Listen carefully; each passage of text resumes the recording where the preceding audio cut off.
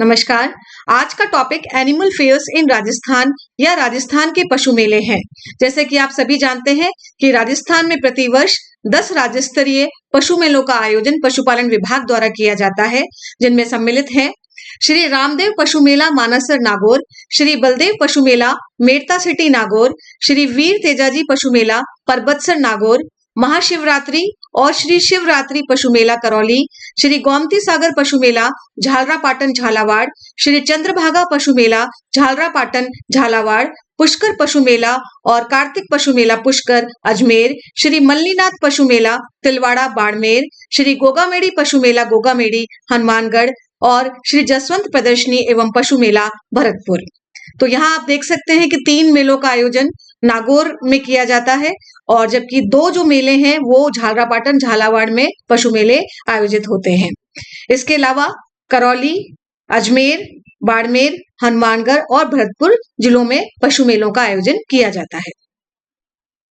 पशुओं के क्रय विक्रय के लिए प्रतिवर्ष 10 राज्य स्तरीय पशु मेलों का आयोजन पशुपालन विभाग द्वारा किया जाता है।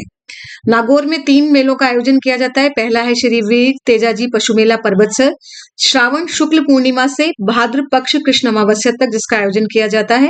श्री रामदेव पशु मेला नागौर माघ शुक्ल एकम से माघ शुक्ल 15 या माघ शुक्ल पूर्णिमा। श्री बलदेव पशु मेला मेड़ता सिटी चैत्र शुक्ल एकम से चैत्र शुक्ल पूर्णिमा तक जिसका आयोजन किया जाता है। झालावाड़ श्री गोमती सागर पशु मेला झालरापाटन वैशाख शुक्ल त्रयोदशी से ज्येष्ठ कृष्ण पंचमी तक। श्री चंद्रभागा पशु मेला झालरापाटन कार्तिक शुक्ल एकादशी से मार्गशीर्ष कृष्ण पंचमी तक। हनुमानगढ़ के श्री गोगामणि पशु मेला गोगामणि का आयोजन श्रावण शुक्ल पूर्णिमा से भाद्र पक्ष शुक्ल पूर्णिमा तक या भाद्र पक्ष पूर्णिमा तक किया जाता है।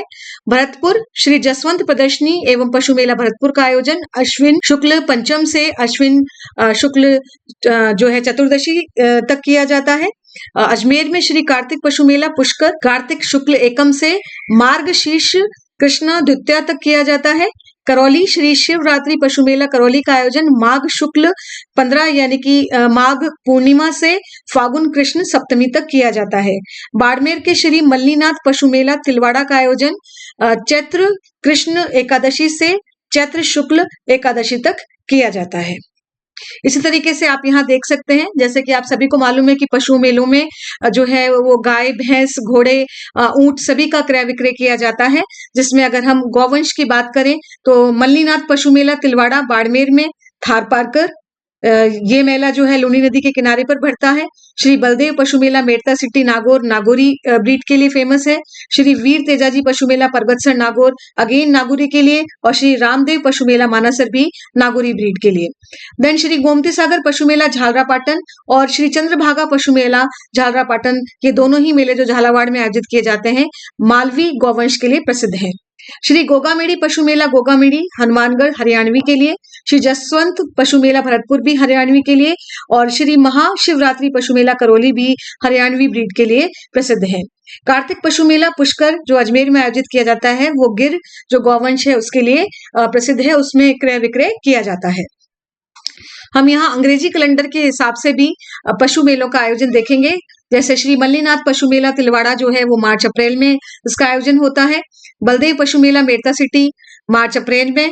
वीर तेजाजी पशु मेला परबतसर अगस्त में। श्री रामदेव पशु मेला मानसर नागौर जनवरी फरवरी में। गोमती सागर पशु मेला झालरापाटन मई में। चंद्रभागा पशु मेला झालरापाटन नवंबर दिसंबर में। गोगामेड़ी पशु मेला गोगामेड़ी अगस्त सितंबर में।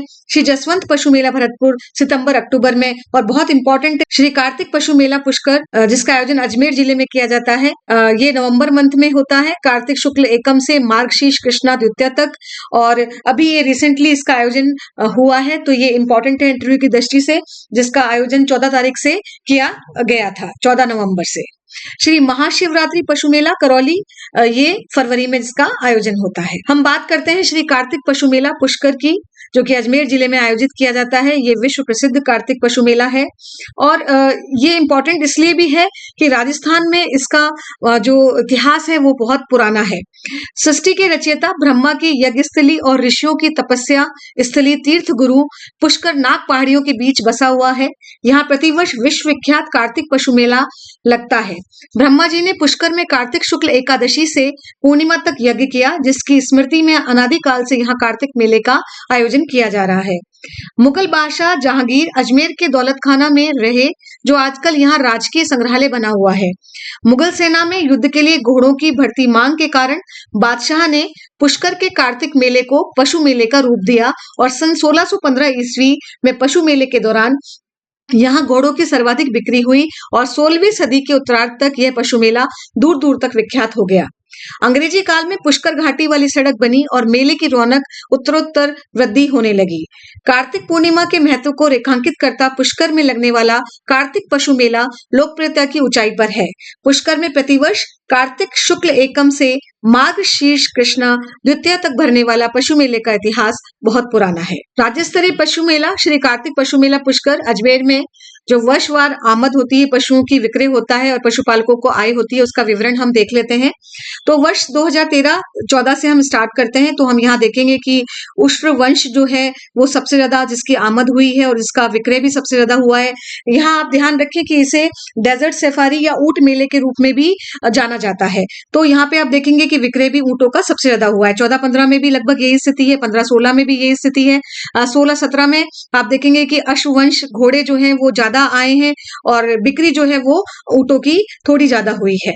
इसी प्रकार से आप देखेंगे कि 17-18 में ऊंट जो है वो ज्यादा आए हैं और विक्रय भी उनका ज्यादा हुआ है। 18-19 में अगर देखें तो उसमें भी यही स्थिति है, जबकि 19-20 में जो अश्ववंश है उसकी आमद भी ज्यादा हुई है और जो उसका विक्रय है वो भी ज्यादा हुआ है। 20-21 में कोविड-19 के कारण जो मेला था वो निरस्त कर दिया गया था। 2020-21 में यहाँ पर कोविड-19 के कारण अजमेर में पुष्कर मेले का या कार्तिक पशु मेले का आयोजन नहीं किया गया था। 2021-22 में हम यहाँ देखते हैं कि उस जो है ऊंट है वो सबसे ज्यादा आमद हुई है उनकी और जो विक्रय हुआ है वो अश्ववंश का ज्यादा हुआ है। थोड़ा सा अंतर है दोनों के बीच में। अगर हम पशुपालकों की आय देखें तो आप देख सकते हैं 2013-14 में 876.4 लाख रुपए की पशुपालकों को आय हुई है इससे, यानी कि 8 करोड़ 76 लाख के आसपास। और इसी तरीके से आप देखेंगे 2019-20 में 481.1 लाख रुपए का जो है वो पशुपालकों को आय हुई है। करंट हम देखते हैं 2021-22 में 373.27 लाख रुपए जो है वो पशुपालकों को आय हुई है, लगभग 3 करोड़ 73 लाख। और अगर हम 22-23 में देखें तो आप सभी को मालूम है कि वर्ष 2022 में जो प्रकोप हुआ था एलएसडी का, लंपी स्किन डिजीज का, तो गौवंशी पशुओं में फैली लंपी स्किन डिजीज बीमारी के कारण और घोड़ों में ग्लैंडर्स के कारण जो ये मेला था, ये जो पशुओं की आवक जो थी वो उनको प्रतिबंधित किया गया था। तो यहाँ पर ये जो क्रय विक्रय है जो ये नहीं हुआ। और इस साल 2023-24 का जो पुष्कर मेला आयोजित किया गया वो नवंबर मंथ में 14 तारीख से जिसका आयोजन किया गया था, कार्तिक पशु मेला पुष्कर अजमेर का। So thank you. Please subscribe, like and share my YouTube channel, that is Barkha's What is Fair. Thanks a lot.